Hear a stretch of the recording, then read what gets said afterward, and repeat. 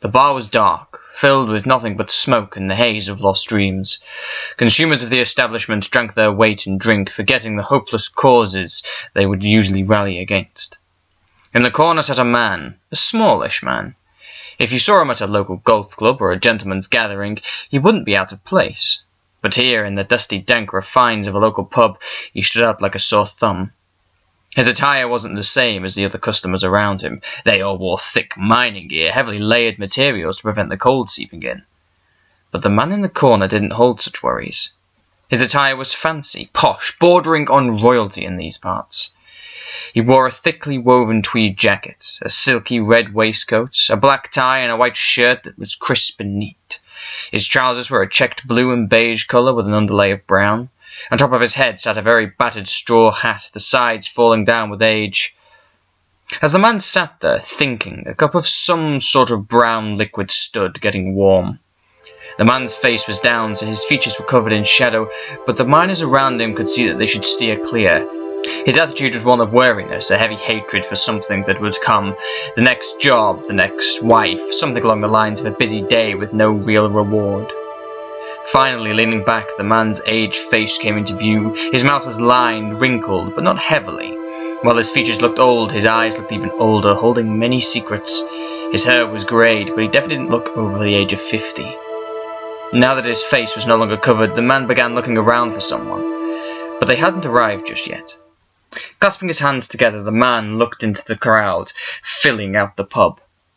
There weren't many aliens here, just a guild of miners huddled together for the small relief of company. The world the man had landed on was not one of a well-known disposition. It was a backwater planet, part of an empire who'd forgotten it, save for the days it arrived to retrieve the mined material. The man sniffed the air, the smoke holding a very passive smell to it, one that enticed calm, collected thoughts. The air was filled with a drug, but not one that would affect him or his to-be partner. Taking his straw hat off, the man placed it down on the table, brushing off the small flecks of dust that had landed since he had entered. Next to him on another chair sat a long umbrella, a handle shaped like a question mark. The question mark was coated in a flaking red paint. Under the red could be seen a gold colour. The umbrella itself was ancient, having spent many years travelling with the man. He looked down the shape of the mark and touched it fondly. As he did, a voice called out to him, a familiar one, but not one he'd heard for a while. "I see you still carry the umbrella then, Doctor." The man, the doctor, smiled and stood up, gesturing to an empty seat next to him. As his friend walked forward, the doctor spoke gently. "I hope your travels were safe, Doctor." The woman smiled at him, taking the empty seat that had been gestured to. The woman who had joined the doctor was Elizabeth Klein, an old travelling companion. Well, at first an old enemy, but then a travelling companion in his later life. She had a rather complicated history, but the doctor never really dealt with anyone that didn't. While she didn't look too old in person, around 45-50, she'd been around for much longer than that. She'd survived multiple timelines, all of which was thanks to the doctor. Motioning for the waiter, Klein ordered a gin and tonic before facing the doctor. He was sitting there, his legs crossed, his hands resting comfortably on his knee. He wore a faint smile, but his eyes gave away the wariness he was obviously carrying. "So, Doctor, this is rather unexpected, calling me all the way out here just for a drink. You know, Earth would have worked just as well." The doctor smiled, the same smile he usually made when he needed something, or someone. "Klein, I needed to speak to you in private, away from prying eyes. Even Earth would have been too, how shall I say, busy. But here," he motioned to the bar around them, "here, no one will take any notice of us." Klein sighed.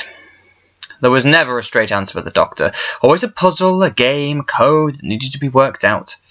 He wanted to talk in private, fine. He arranges for it to be brought here from the 90s. But who is he keeping away from? That he didn't seem to want to reveal. Though he probably would, if given the correct little push. "Doctor, no more games. I'm getting rather bored of the whole mysterious stranger regime. I want something more compatible to a normal conversation." The doctor's grin fell slightly. He sat forward, his legs uncrossed and his arms resting on the table, his elbows making a dull dunk as he did so. "I'm in trouble, Klein. Serious trouble. More so than normal." Klein watched the doctor carefully, trying to see a smirk or a glint, something to assure her that this was just a game that he wanted to play. He always had a small glint in his eyes whenever he was planning something. Arrowsmith, her assistant, never saw it, his wonder and awe for the doctor blinding him to who the man really was. A meddler, a schemer, someone to be wary of. But Klein didn't see any sort of glint. There was no game, just a serious problem. Well, it had to be if he was coming to her, of all people. "All right, Doctor. What have you done?" "It's not what I've done, Klein. It's what I'm about to do. I've learned something rather dangerous. And now I need to change the outcome. I need to change events one last time." More schemes. More mystery. Klein sighed. Just then the waiter turned up, a drink in his hand. He placed it down, nodded to her, and then avoided eye contact with the doctor. Strange, but not uncommon. Strange, but not uncommon, Klein decided. She took a long drink from her glass and set it back down. The liquid was warm, slightly oily, but it tasted like alcohol, so Klein was fine with it. "Well then, Umbrella Man, what scheme are you playing this time? Whose life are you altering now?" "My own," the doctor said, his voice as serious as ever. Meddling in his own life affairs. Klein was puzzled. He'd never done this sort of thing before. Everyone else's lives, sure, but his own affairs seemed rather straightforward, off limits. Until now, obviously. Your own history? Your own timeline? Why? What have you learned? The doctor glanced around the pub, his eyes scanning the crowd for any sign of a listener or a watcher. Satisfied that no one was caring, he leaned forward and whispered in her ear, "I've learned about a timeless child."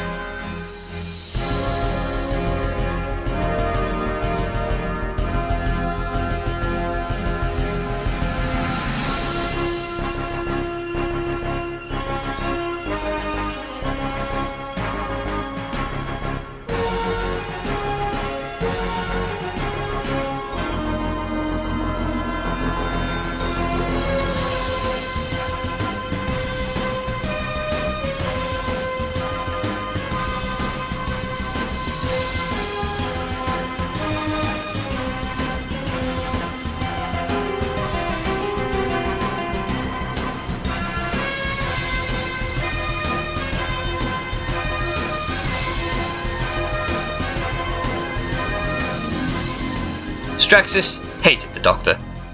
Not because of who he was. In fact, Straxus rather liked the Doctor's attitude towards life.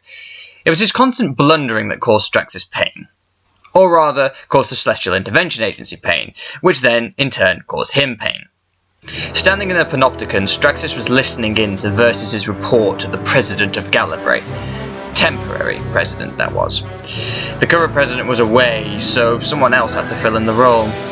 As the report went on, it revealed several things about the dark times that everyone knew but still refused to admit to.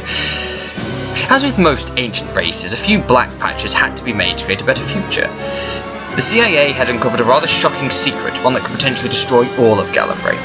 The Timeless Child, or rather an alternate set of events to what they were aware of. In Gallifreyan history, there were three high-remembered people, Rassilon, Omega, and the Other. The three founding fathers. Two lost, one survived until impeached. Omega created time travel. The Other searched the stars, and Rassilon... Well, Rassilon created regeneration technically, but that didn't stop him claiming the rights to everything else. He changed and corrupted the DNA of thousands of species at the same time, but that was always brushed over. Now it turned out that regeneration came from another universe, from a genetic experiment on a child. That child in particular had turned out to be the Doctor. Straxus rubbed his eyes. It had only been a day since they'd found out about these changes, and already Gallifrey was breaking apart.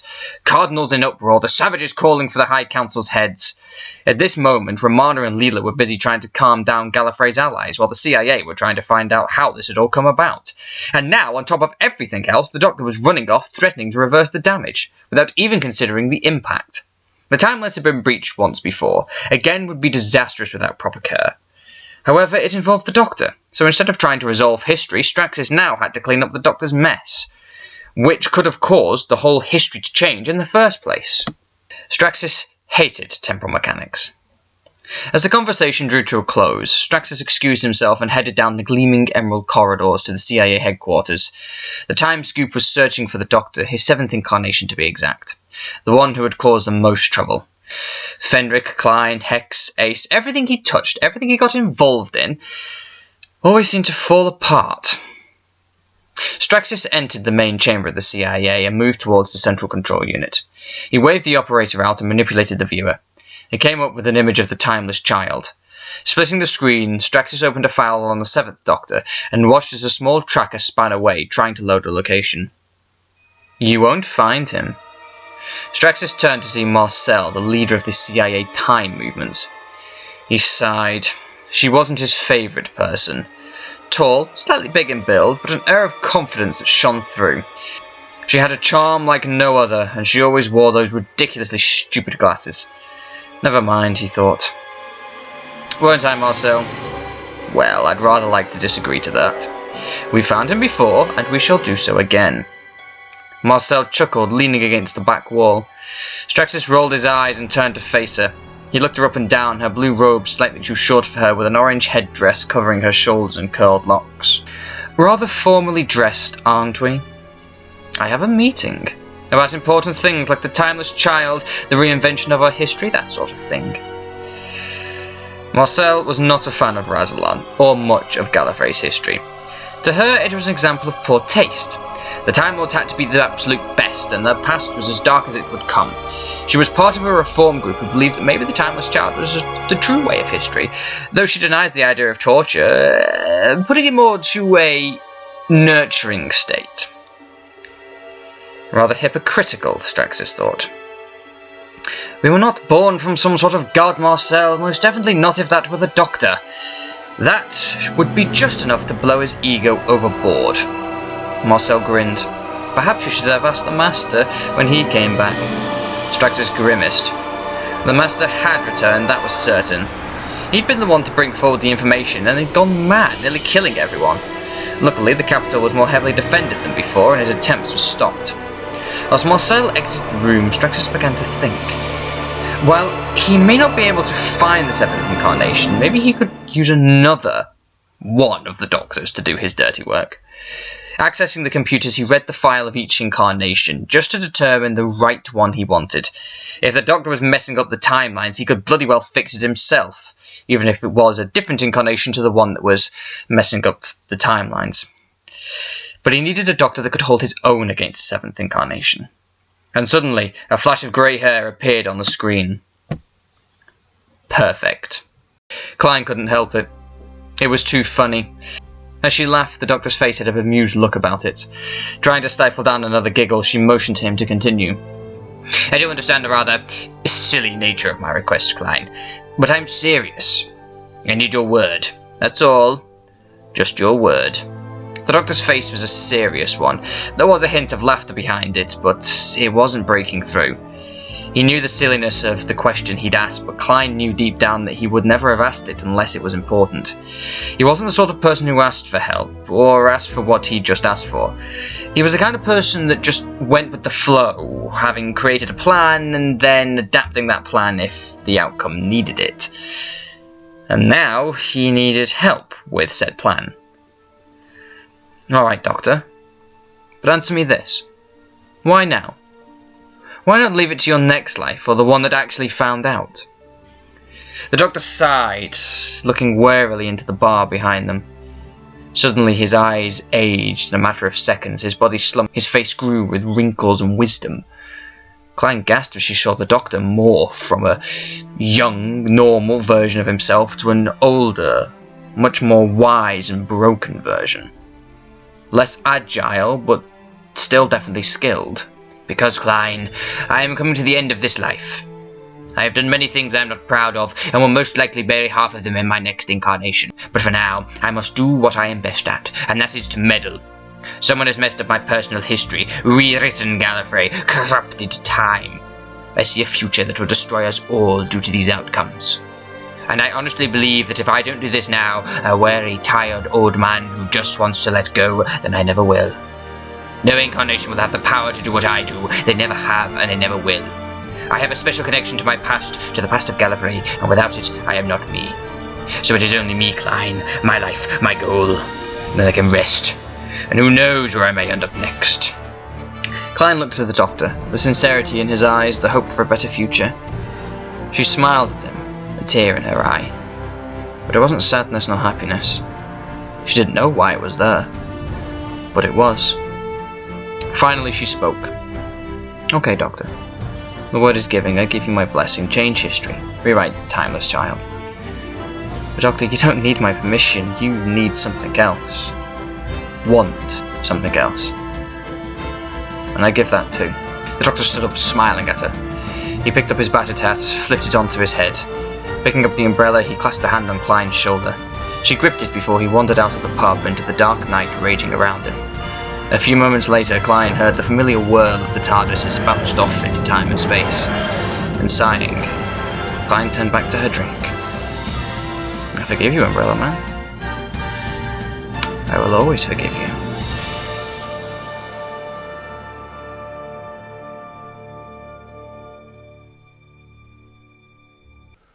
Doctor, I let you go. The Doctor leaned backwards, his head tilting slightly, his eyes closed, waiting for the inevitable regeneration. It didn't come. Waiting a moment, the Doctor opened one eye, peering around the control room. Everything was the same as before. The TARDIS rotor was whirring away, the orange light pulsating in time with the console. The Doctor dropped his arms with a thud before throwing them back up again. I let you go! He waved his arms out in front of him, trying to spark something that might resemble a regeneration. Scoffing, he moved towards the controls and flipped several switches. The Doctor had just survived an encounter with his first incarnation, the original him. He'd managed to convince his 12th self to regenerate, and finally he was ready. But when it all came down to it, he couldn't. Had he held back for too long? Was this it? No more life? The Doctor studied the readouts of the TARDIS. He was definitely supposed to be regenerating. But he couldn't. His genetic makeup was fluctuating. The time I want to regenerate and I can't.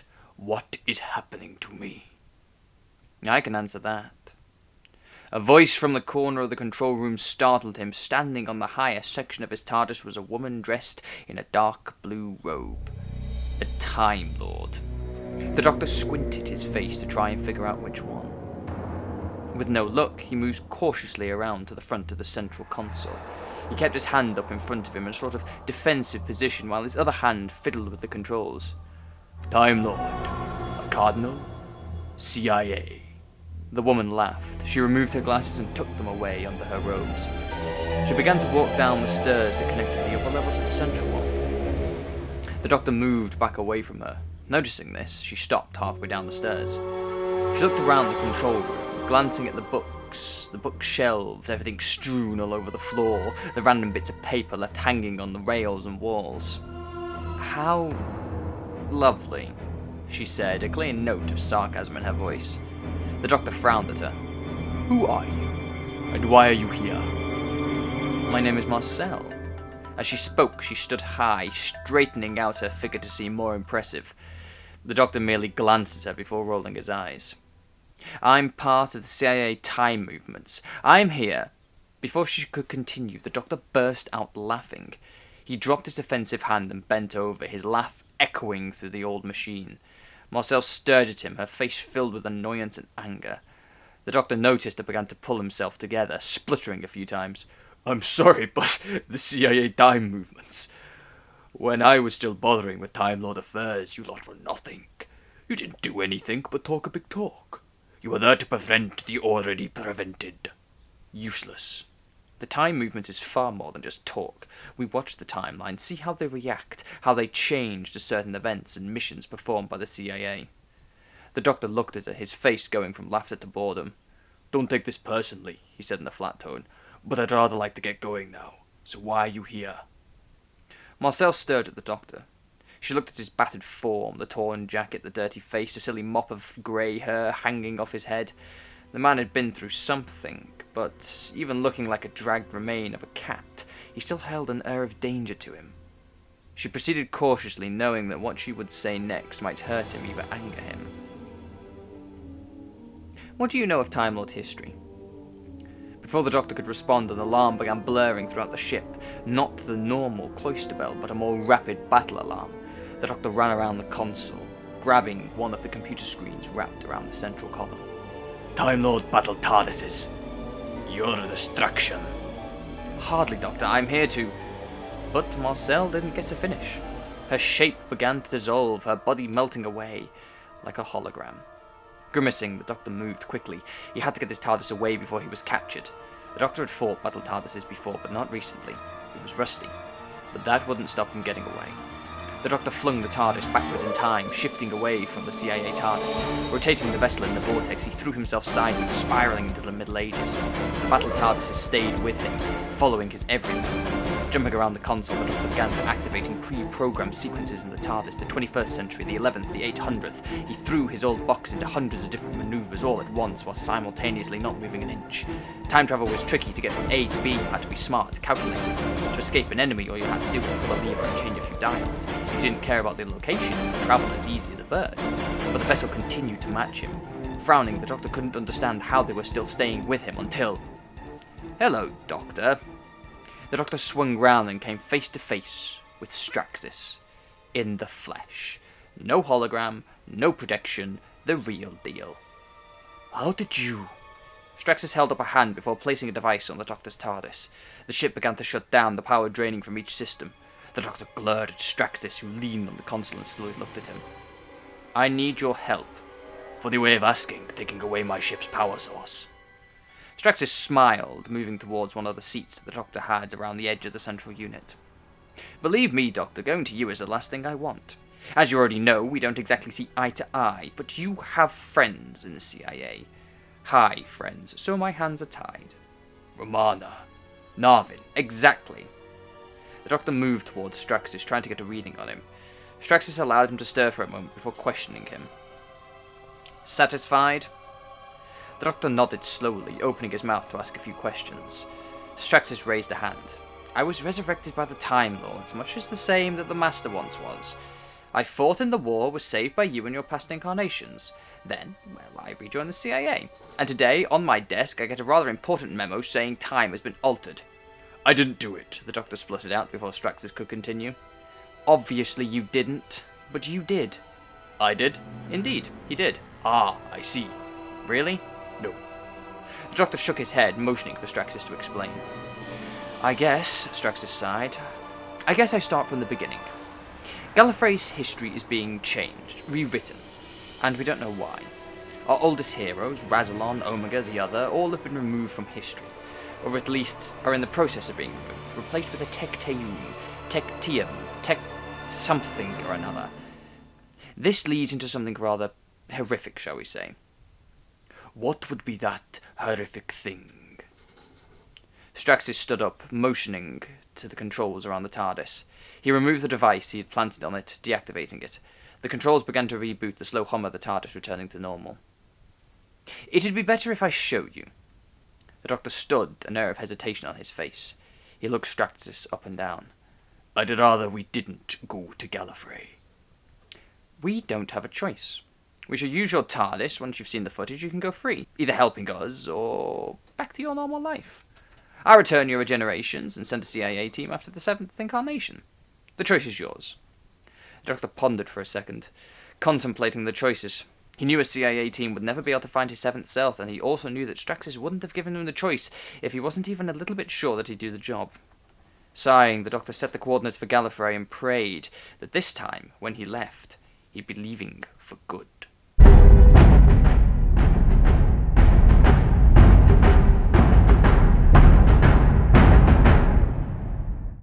Logos. Not the nicest of locations, and that was being generous. The world was a desert planet, long flowing hills of nothing but sand, gravel, and despair.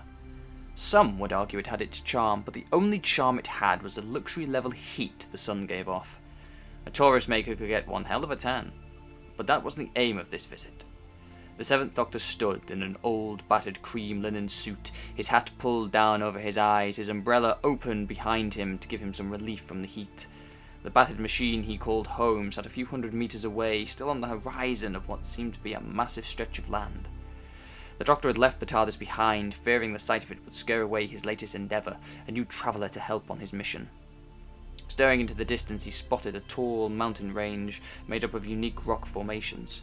The hill was unique because it hung in the sky with no connection to the ground.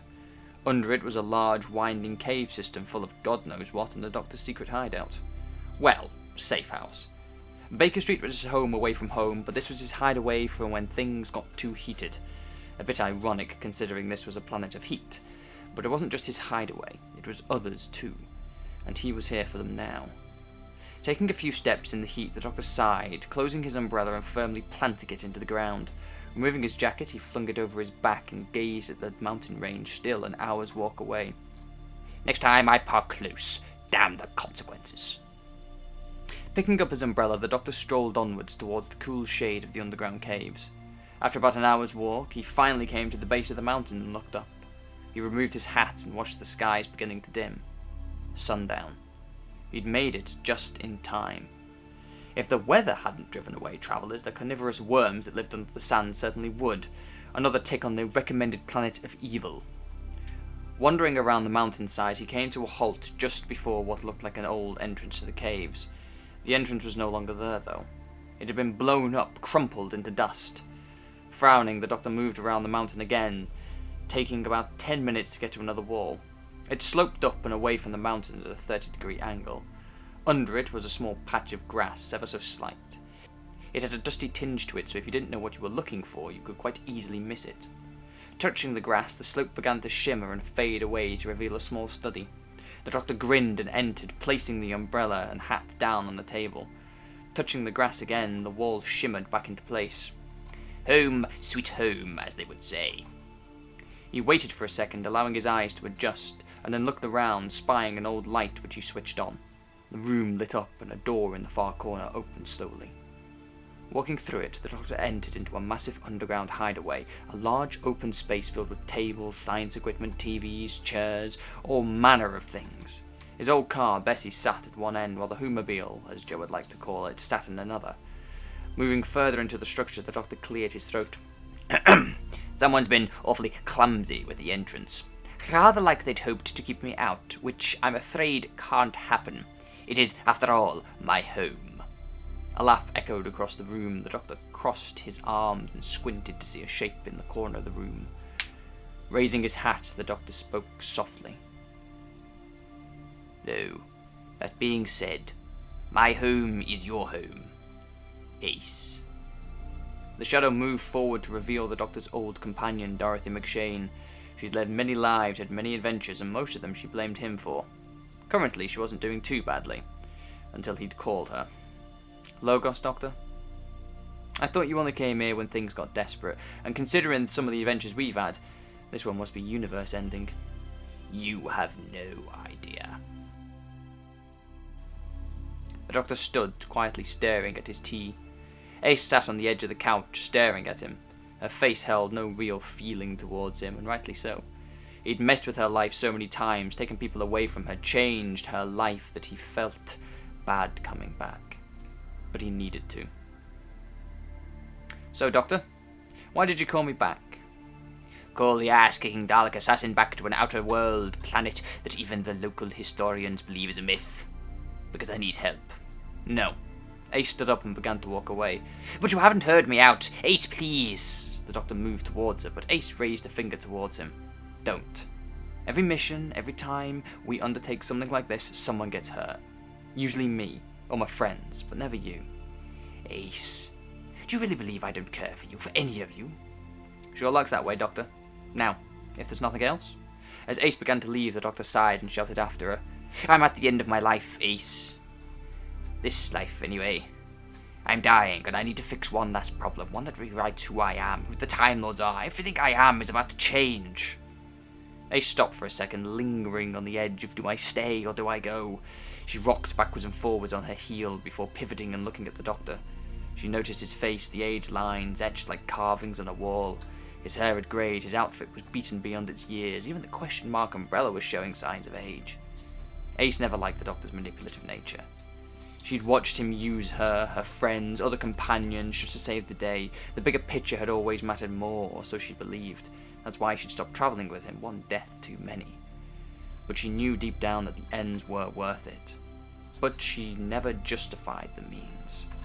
Now, though, she could see someone who needed help, who needed a friend. The weight of the world was on his shoulders again, and she knew that if he had to come to her, the path was a dangerous one. While she didn't like the tactics, she loved the risk. Moving back towards the doctor, she motioned for him to continue, keeping her face solid and emotionless as not to reveal her hand just yet. Ace, Gallifrey is in danger. Its history is being changed, rewritten, manipulated. I know it seems drastic, but everything is about to change.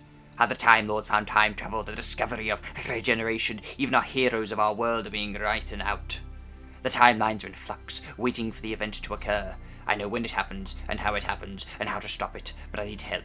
A large amount of help. I can't do this alone, not anymore. My plans, they hurt people, I know, but for the good of the universe, I always played the game. But now the game is playing me. Someone is using me as a focus point in a grand scheme that can unravel everything. Ace waited for a second, thinking on what the Doctor had said. She'd done work for the Time Lords before. The Doctor had very nearly crafted her into a Time Lord himself, but now she knew different. She knew what they were capable of, and she didn't like it.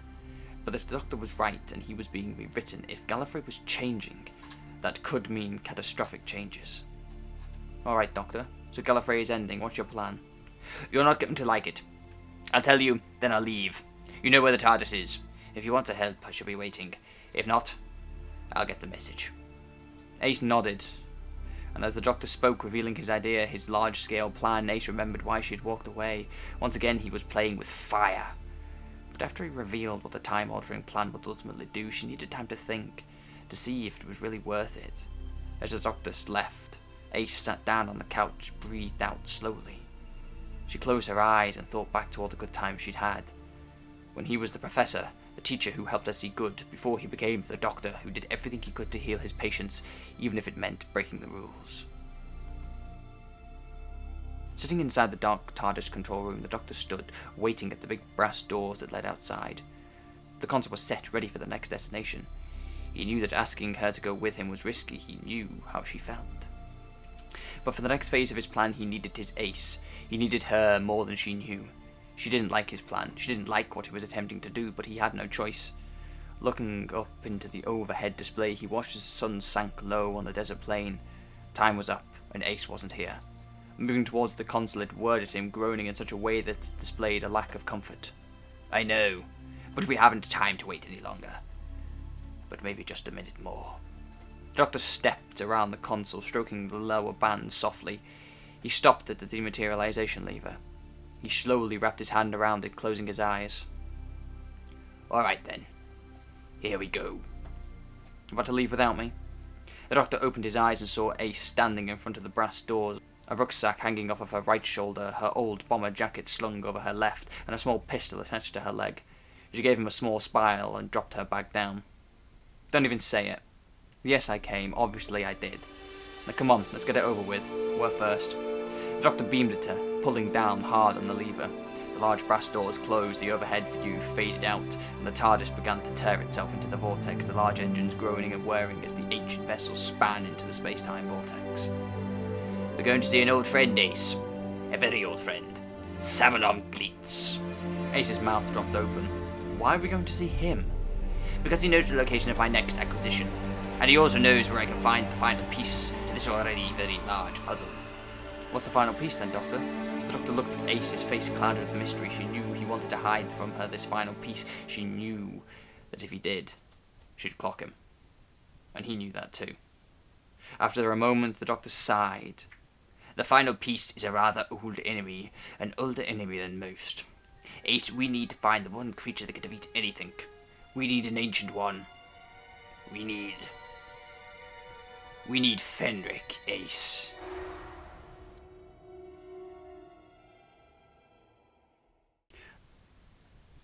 The TARDIS column rose slowly, the old vessel hurtling through the space-time vortex. Straxis stood at the edge of the control room, watching as the Doctor jumped between console segments, keeping the vessel just about stable. Moving up the stairs towards the bookcases, Straxis began to examine the large stockpile of books the Doctor had on his shelf. Browsing quickly, Straxus found books from Gallifrey, Draconia, and Earth. Pulling one off the shelf, he heard the Doctor call to him. To borrow a book, you need a valid library card. Straxus smiled and returned the book. He moved back down towards the main level. He rested his hands on the console and felt the vibrations the old machine was making. For an old Type 40, she's not doing too badly. The Doctor looked at Straxus for a moment before smirking. He moved around the console and finally flicked the final lever. As requested, Gallifrey, home sweet home. I need your ID code so we can get through the barrier. Straxus nodded, moving to one of the screens and typing in a code. The Doctor looked over his shoulder, glancing quickly at the screen before looking away. As Straxus finished the sequence, the TARDIS began to land, the old engines heaving as the vessel levelled itself inside the main panopticon. And there we are. A smooth landing. Probably the smoothest I've ever had. As the Doctor began heading towards the doors, Straxus moved in front of him and held up a hand. The Doctor frowned. Just a friendly warning, Doctor. Many on Gallifrey are split by this changing history. There are some who believe the Timeless Child is the way forward, people who never really agreed with Rassilon. Just keep your mouth shut till we reach the CIA headquarters. The Doctor nodded, motioning with his hands across his mouth in a sort of locking his lips kind of way. Straxus sighed and began to leave the ship. As they exited, they were greeted by 3 guards wearing black flowing uniforms. CIA guards. They saluted Straxus and nodded towards the Doctor. The Doctor nodded back and wondered what he'd finally gotten himself into. As they wandered down the corridors towards the CIA headquarters, the Doctor couldn't help but look around the war-torn city. The walkways, the long halls, everything was battered and worn, still echoing the consequences of the Time War. Straxus motioned inside a room. As they entered, the 3 guards remained outside. The Doctor waved at them as he entered, looking around this large room. So this is the CIA headquarters. Been a while since I was here. Straxus nodded before activating the screen above them. He pointed up towards the monitor. 2 weeks ago, Earth chronometer, the High Council found a stray TARDIS in the outer city. It belonged to the Master, an older Master, one placed after the Mistress. He arrived in a frenzy. He managed to hook himself into the Matrix, and while inside, he unveiled a rather worrying event, the Timeless Child. When he exited, he tried to kill the whole High Council. We managed to stop him, sedate him, but now he believes we are all ghosts, that he has actually killed us. That was the first major change.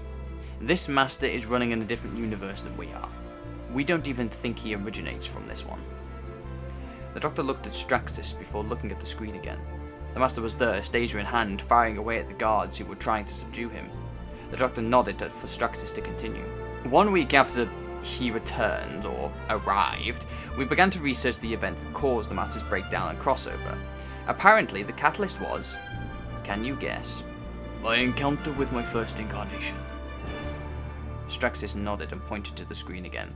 The image fuzzed, changing to something different. An image of a timeline. 3 lines were apparent. Straxus pointed to the top one. This is the normal span of events from Rassilon's time to ours. That line fluctuates there as your regeneration. 2 lines. A new one spanning into your future, 13, 14, 15, your future selves.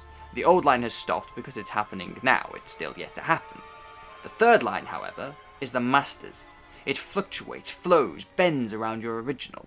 Someone, something, has woven its way through your history, all the way back into Gallifrey's very, very first years. The Doctor looked at the screen and tried to understand what he was seeing. He saw his own life, someone else's life, and someone's manipulation of his own. Closing his eyes, he turned to face Straxus. So that's what you discovered. A new history, one that changes what Gallifrey was, lining all of time a trap. But how was it activated, and how can we remember Gallifrey's original history? Straxus pointed back to the screen. Let me show you. So, we know that the Timeless Child appeared during your encounter with your past incarnation. That's when it triggered for you. The Master returning triggered for us. However, the reason we can remember is because whoever devised this timeline did not account for the Time War, or your saving of Gallifrey. By the looks of it, this scheme would never have come to pass if you had not saved Gallifrey. So I guess the origin is actually you saving us, but that's semantics and overly complicated. So, in essence, there is a plan to destroy Gallifrey, the Timeless Child. They didn't take into account the Time War, and if you hadn't saved us, we would have, well, been dead, and this wouldn't have happened. Do you understand what I've said so far? The Doctor kind of understood. Someone was messing with Gallifrey's history. but also the Doctor's history. Someone had woven this plan into his life, but hadn't been able to completely see how the plan would work. Scratching his eyes, the Doctor looked over the map once again. Pointing with his finger, he traced a zigzag line and saw that at every major event he had, the point intersected. Someone's been watching me from day one, my creation to my leaving to my return. The zigzag line connects with key moments from my past, but why? From what we can gather, the reason it intersects with you is because, out of every Time Lord, you were involved in most major events on this planet. Omega, Anti-Time, the Time War. You are connected to Gallifrey by life and soul, as it were. You are Gallifrey, Doctor, and that's why the Timeless Child happened. Doctor, the child is you, was you, will be you. A child who fell through a portal, the boundary to our universe. Tectium's experiments on you when she knew you could regenerate and kept experimenting until she cracked the code. You'd apparently lived for hundreds and hundreds of lives. The Doctor stared at Straxus, blinking. I'm a timeless child. Apparently. Even though we have records of you being born via a loom on Gallifrey. You are a part of the House of Lungbarrow. You have a special connection to the other one of our founding fathers. These are facts. But you are also not of this universe. You have unlimited lives, and you were experimented on from a very young age. By this Tecteum. But who is she, and where is Razalon? Straxus activated a control and showed the Doctor a streak of information. So, making this as easy to understand as possible, Tecteum is some sort of reformation of Ulysses, your great-grandfather, if you will. Razalon doesn't appear to be part of this universe, though in ours he was the one who created regeneration by manipulating our own genetics. The boundary, well, that's one we don't know. No such place exists. None of it makes any sort of logical sense. The more you think about it, the worse it gets. Looking at the records, the changes do fit. They can fit, but they shouldn't. The one thing that does stretch across both stories is the division. The Doctor leaned on the computer console. The division. Care to explain? With pleasure. The division was Gallifrey's first celestial intervention agency. Back during the Dark Times, they obeyed only Razalon, and there were only 5 operatives. All 5 were killed by Razalon when they attempted to remove the 12 regeneration limit. The division was disbanded and replaced with the CIA. In the other timeline, the division were the Black Ops of Black Ops. They hid even deeper than the CIA. This is why we need you to stop your 7th self. The timelines have changed, but they haven't. They're still intertwined, still connected. We don't know how this happened, and without knowing, we can't safely assume that we can fix this. We need to find him, and quickly. If you don't, you risk damaging Gallifrey. But as I said, the choice is ultimately yours. Straxus turned off the screen and faced the Doctor. The Doctor looked at him and began to move out of the room, back towards his TARDIS. I need time to think. Don't worry, I shan't leave. The Doctor stood outside the TARDIS in the large open space at the Panopticon. Looking at the aged police box, he stroked the outside of it, smiling gently. He dropped his head and sighed. History was a fickle thing. There were fixed points, there were messy, moldable points. He always imagined that he was unmoldable, but now... But now, you see yourself as a moulded lump of clay, Unsure whether you exist or not. Whether what we already knew is what we already know is a modified version of someone else's views, The 12th Doctor looked up, startled, coming face to face with his first incarnation. How on earth? Come now, my dear boy, his first face laughed. We're all connected, Especially when the timelines are so fragile. Being back here, you can talk to yourself in a more competent manner. I feel like the 11. Oh, I do hope not. The 12th Doctor spun to see another incarnation, his 8th self wearing his battered Time War clothes. Shocked, the Doctor looked around and saw more of his past selves. Every incarnation stood in front of him, acknowledging themselves and him. But I don't understand. How is this even possible?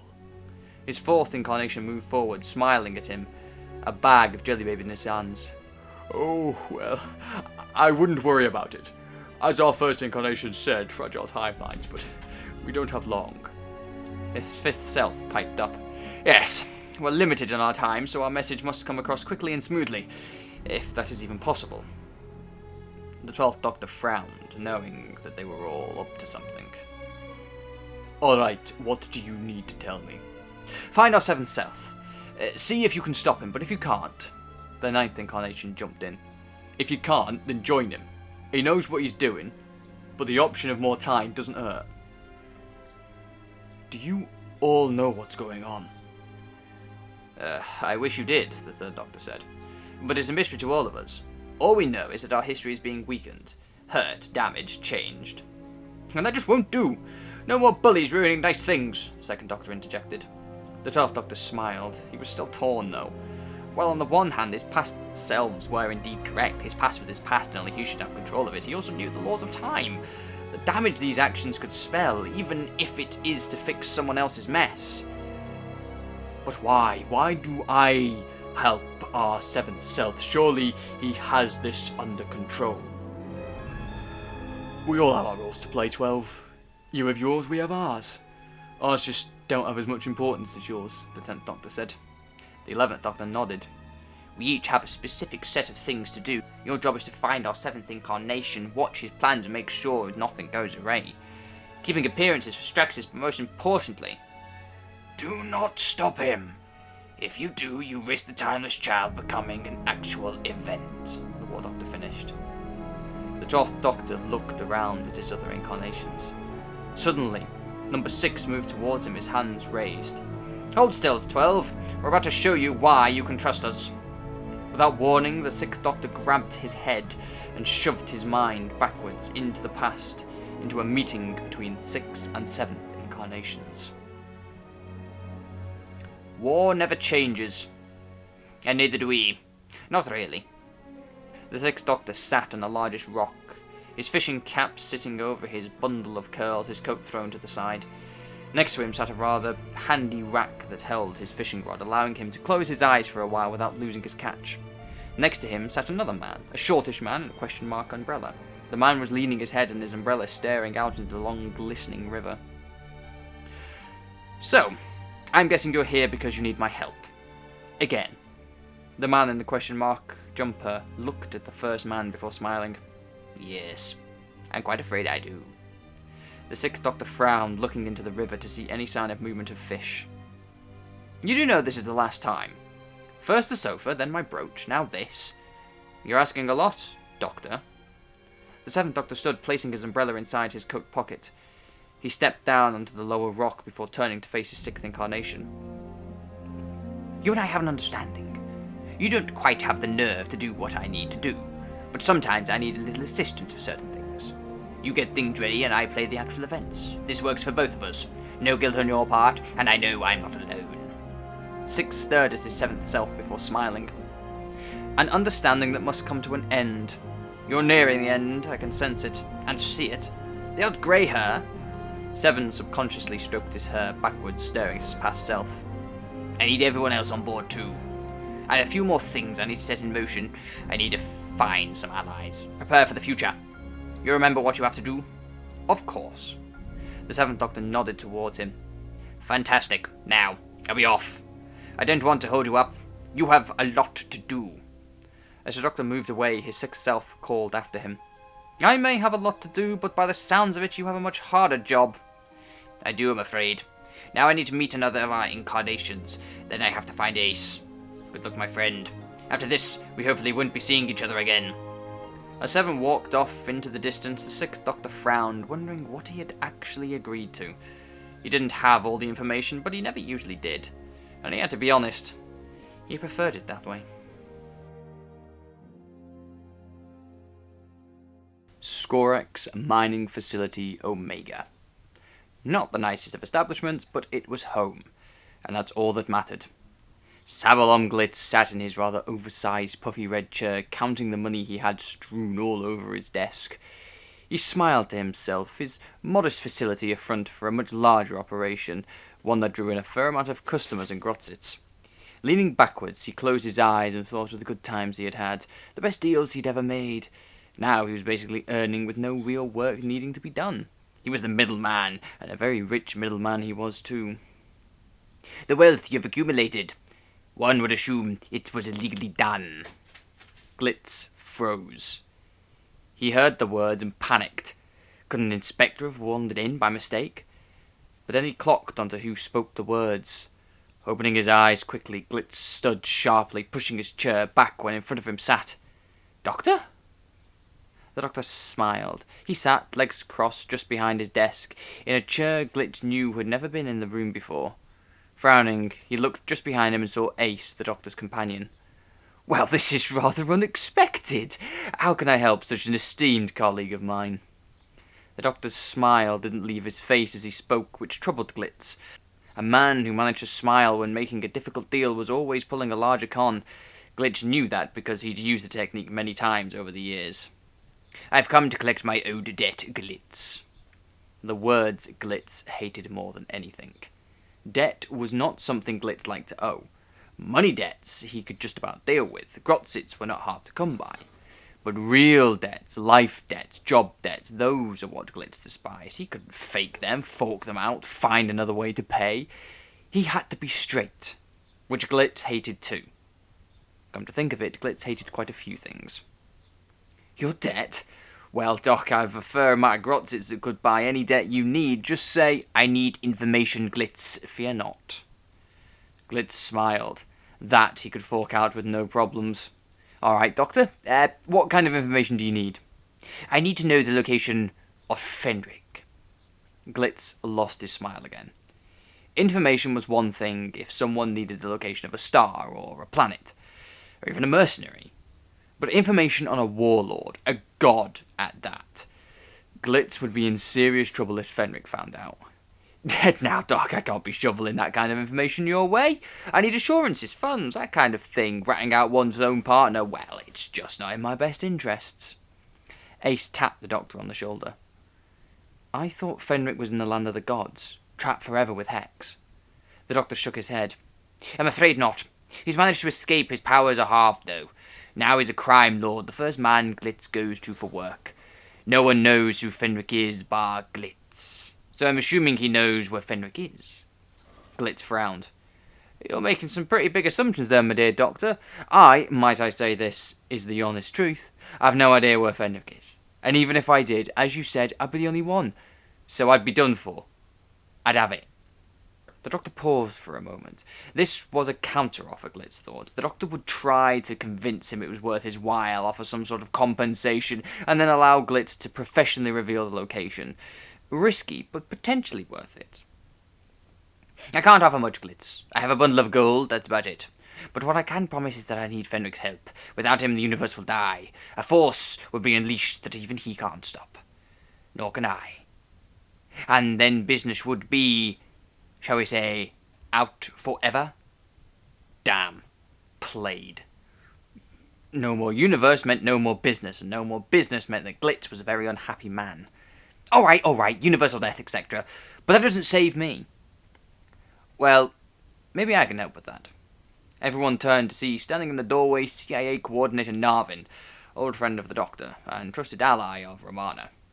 And who the hell are you? Glitz, may I introduce Narvin, Time Lord CIA. Glitz stepped backwards, holding out his hand. Oh, Doc, no. Why'd you have to rat me out? That lot have been hanging over my shoulders since the whole Sleepers incident. Calm down, Glitz. I'm not here to take you in, rather to protect you from outside forces. Glitz considered for a moment before nodding in agreement. Oh, really? Well, I suppose at this rate I don't have much choice. Next, a massacre coming through those doors, back from the dead, telling me my investments needed me to loan him money. The Doctor smiled, clasping his hands together. Now, we have to move quickly. Another me is on his way to stop me. Ace, I need you to stay here. Stop me from hurting him, or attempting to stop us from, well, doing what needs to be done. Ace nodded, her face confused. And Narvin, keep Glitz safe. As soon as I find Fenric, he'll try and get revenge on Glitz spilling his secret. Don't worry, I'll keep him under control, especially by what I've got to offer him. Everyone clear? Everyone nodded, but Glitz raised his hand. Doc, a word? The Doctor moved to a corner and Glitz got close to him. Not gonna lie, Doc. I'm not sure if my information will be any help. From what I heard from Dipper, who heard from Leozi, Fenric moves around an awful lot. He goes from place of power to place of power, trying to regain his strength. That's why I'm rich, because I give him artifacts, ancient artifacts, that he can fuel himself off. Glitz! Nah, it's okay, see, because the artifacts are always half-baked. The thing is, Doc, Fenric may try and use you or your TARDIS to refuel himself. So, be careful. I will be, Glitz. Now, I need to know the latest location you gave him, and I'll be off. Glitz nodded, handing the doctor a set of coordinates. Really, Glitz? There? Glitz shrugged. The doctor sighed, bid Ace goodbye. I'll be back soon. Narvin, stay out of sight. We don't need Straxus knowing you're involved. The doctor turned to leave, but as he did, something washed over him. Trouble was brewing, and he needed someone else who could help. He had 2 stops before Fenric. First, confront his future, and second, find a man who could not die. The 12th Doctor exited his police box and stepped out into what seemed like a rather dark, shady place. Smelling the air around him, he sighed as he was surrounded by the familiar smell of desperation. I guess there are more halls of despair than I remember. Nah, that's unfair, Doc. The Doctor swung round to see someone he never thought he would ever see again. The one and only Sabalom Glitz, a man who had at one point nearly sold the Doctor out for money. Ah, now the smell of despair and greed makes sense. Hello, Glitz. How have you been? Glitz frowned. The Doctor he'd known before, the colourful one, had been arrogant, but Glitz had always felt on his level. Then the Umbrella Man had been a schemer, someone Glitz was careful to avoid at all possible points. He'd started out as a quirky man, and then he delved deep into his darker side. Now this Doctor, the Eyebrows Doctor, he was scary. Glitz had only just met him, but something about him was just off. I've been alright, Doc. Muddling by here and there. The Doctor eyed Glitz. Been up to any mischief? Glitz stared back at the Doctor, locking eyes with him. Glitz knew what he had to do, delay this Doctor for as long as possible. He also knew that Ace was waiting to help in the event he needed assistance. But Glitz was a grown man, a con artist like no other, though he would never admit to that one. He could hold his own. The usual, Doc. A few good investments here, a few gnarly challenges, the odd reputable exchange. How have you been? The last time I saw you was Iceworld? The Doctor's eyes narrowed. He was following his past, a new past, certain events hadn't lined up yet. But he knew that his 7th self had been here. Back in the TARDIS, he'd set the coordinates on autopilot, almost as if someone had planted the idea in his mind. Don't lie to me, Glitz. I know my past self was here, number 7. Short, got an umbrella, scarier than he should be. Ah, yeah, that one. Well, maybe he was here, maybe he wasn't. I don't see every patron that crosses my door. I have a receptionist for that. The Doctor sighed and rolled his eyes, moving around the shady place. The smell of residual time energy was spread all over the place. He closed his eyes and pushed his mind back, trying to retrace his nearly 600 year ago but just an hour ago steps. Walking forward, he held out his hands, moving straight into Glitz's office. Behind the door, Ace stood, pistol ready to fire. She levelled it at the Doctor, who swung around, diving under her and removing the pistol from her hands. He threw it away and opened his eyes. McShane, that is no way to greet me. Ace snarled at him. She pushed him away, standing her ground firmly. All right, Doctor. You can stay here for now. No following your past self. The Doctor grimaced at her, knowing that Ace would be a difficult nut to crack. If it had been Glitz, he may have had a chance, but with Ace here, that would be harder. Come now, Ace. Let's talk. Like old friends.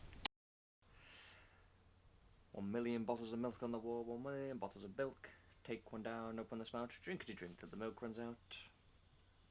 The Doctor sat in the middle of her cell, coat torn into strips. Some of the strips bandaged her hands, while others were just strewn on the floor. She stood up, still singing, her fists clenched. On the wall behind her was a small hole, punched away by a couple of weeks of punches. The Doctor pulled her arm back, ready to fly, when suddenly...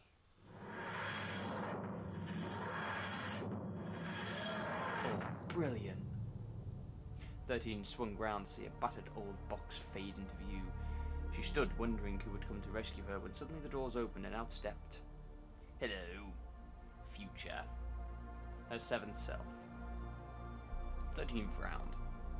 She loved all her past incarnations, but she loved the 7th the least. His manipulation, his alterings, she had hated it. It's you. The 7th Doctor smiled at her, raising his hat. It is me. How do you do?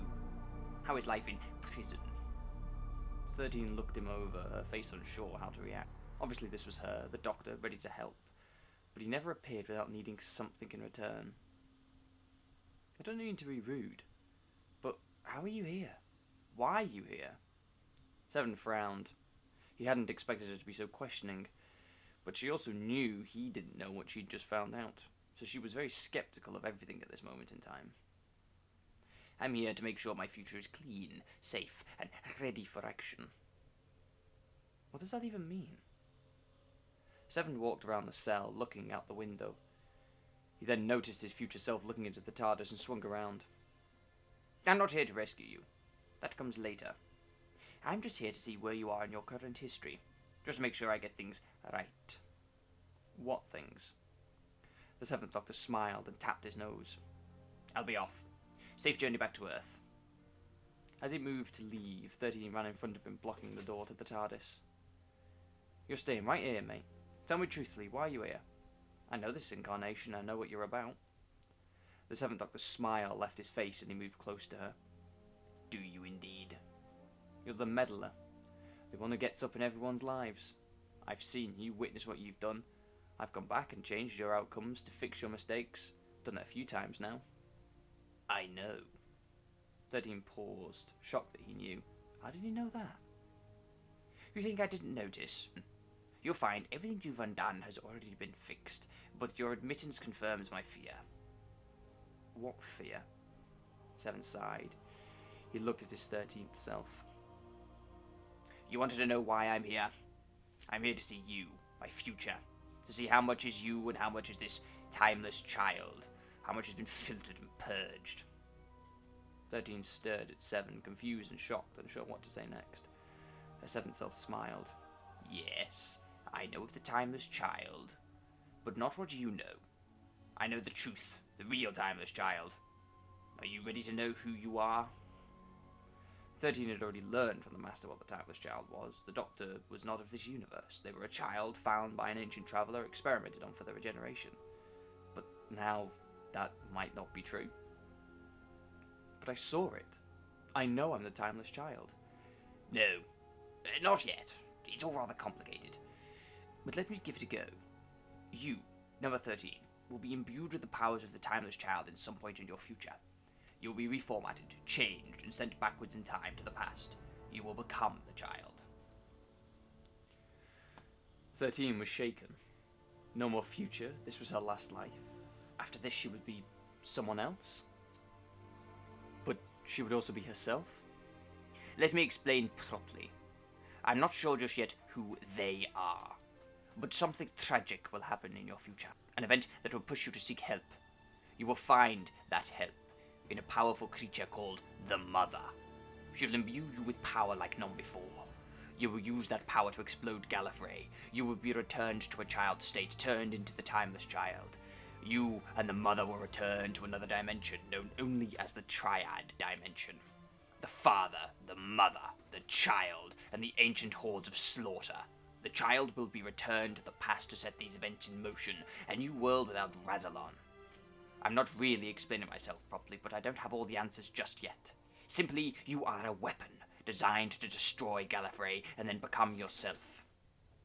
I'm not entirely sure yet why, though I will soon know. One more trip, I think.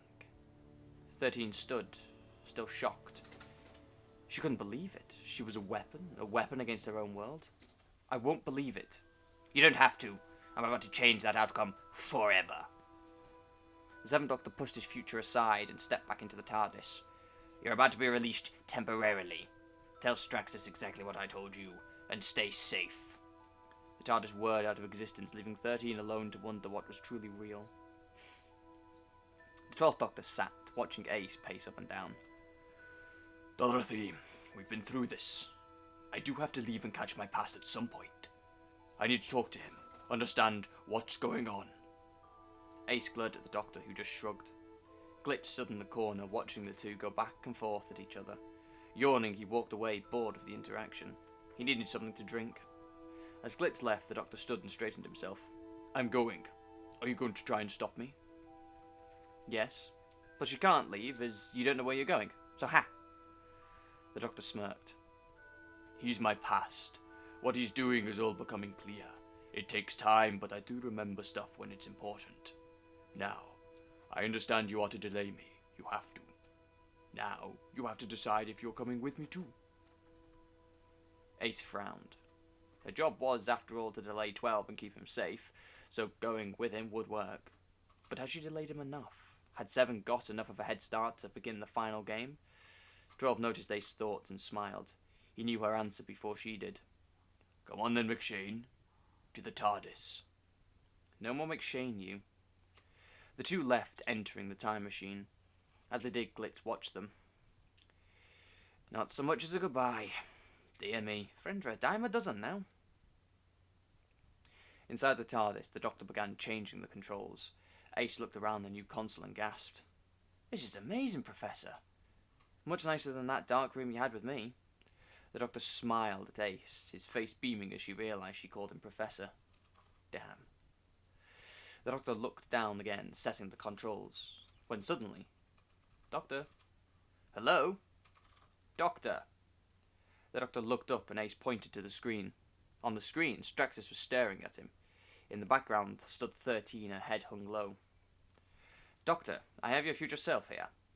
She's met with your 7th incarnation. You should come and hear this." The screen then went black. Staring at the screen still, the Doctor activated the controls and then sat down. "You're right, Professor." The Doctor looked at Ace and smiled. "I have a future. It's nice to know these things. Now, let's see what she has to offer us." The TARDIS began to whir into existence, landing in a huge open cave. There was a man standing in front of the machine as it landed, a man in a long blue trench coat. The machine's doors opened, and a man stepped out and raised his hat. "Good afternoon, Captain. Or is it evening? I can't quite seem to tell." The man frowned, clearly not expecting to see this short Scotsman. "I was waiting for the Doctor, but I assume that's you?" The Doctor nodded, leaning on his umbrella. "And you, my friend, should be one Captain Jack Harkness, time agent and previous head of Torchwood." Captain Jack smiled and raised his hand. "Pleasure as always, Doctor. How have you been?" "Not good, Captain. Not good." "You know why I'm here?" The Captain nodded. "Good. Sorry we couldn't do more work together, but I have a lot to do. Very little time to do it in. If you can complete your mission, it will make mine 10 times easier." "Then we better hope this goes off without a hitch."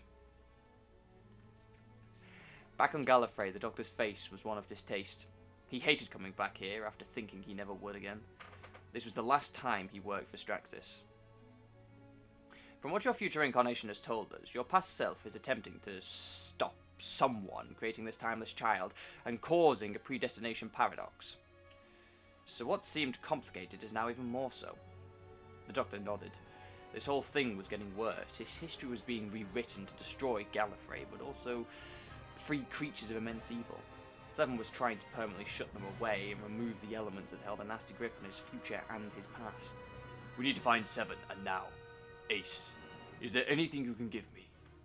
Ace pondered for a moment. Obviously she didn't want to betray the Doctor, but maybe he did need help. After all, as 13 had mentioned, 7 didn't really know what was going on. He was going to meet an immortal man. If that is of any help, the Doctor smiled. "It is indeed. Straxus, find me one Captain Jack Harkness."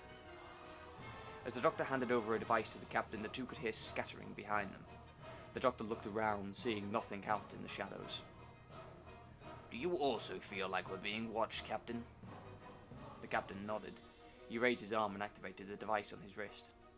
Scanning for life forms, but nothing to be found. "Doc, this isn't good. I have the heebie-jeebies, but can't figure out why. Are you being followed?" The Doctor frowned. He hadn't actually considered that. He could actually be being followed. But by what? Then it hit him.